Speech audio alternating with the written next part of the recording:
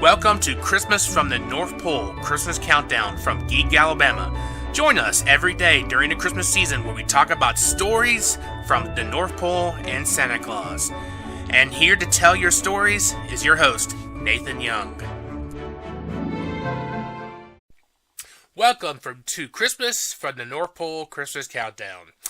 In this episode, I want to talk about how Santa and the Elves in the North Pole deal with trash and recycling, because yes, they're going to have trash and stuff like us humans do as well. Now, up in the North Pole, they recycle just about everything they can. Every bottle, plastic, paper, if they can recycle it, they will. While they're making the gifts, if they can recycle anything that they don't use while making the toys and gifts for the Christmas, they're going to recycle that. And they're going to try to use it somewhere else because it's hard to get a lot of supplies up to the North Pole being where they're at. As for trash, they try to recycle everything they can because they want to keep the environment clean and friendly up in the North Pole. And Mr. and Mrs. Santa Claus do the same thing. They hardly produce any trash. Any trash they usually produce can be recycled, and they recycle it.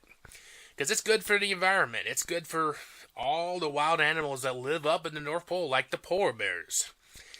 The elves and Santa, they don't like to be dirty people. They don't want to pollute the environment, cause a ton of trash problems, and make everything look bad.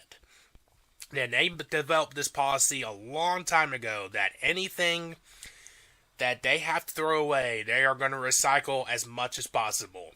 Of course, there's a couple of things that can't be recycled and they have to be put in the trash. So the North Pole has a special landfill way outside of where they live at, and where they could dispose of anything that cannot be recycled if they have to throw in anything. Santa and the elves, they strive to protect the environment and make everything clean. They don't want to be bad people to the environment, and they strive to recycle as much things as possible and limit as much trash as they can. And they will continue to do this no matter who leads in other countries around the world and any policies that change. This is what they're going to do, and that's what they're committed to do. Thank you all for watching and listening to this episode of Christmas from the North Pole Christmas Countdown. We'll be back tomorrow with another episode.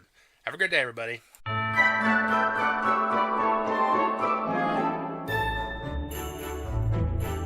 Thank you for listening to Christmas from the North Pole Christmas Countdown. For more stories, articles, and podcasts, please log on to geekalabama.com.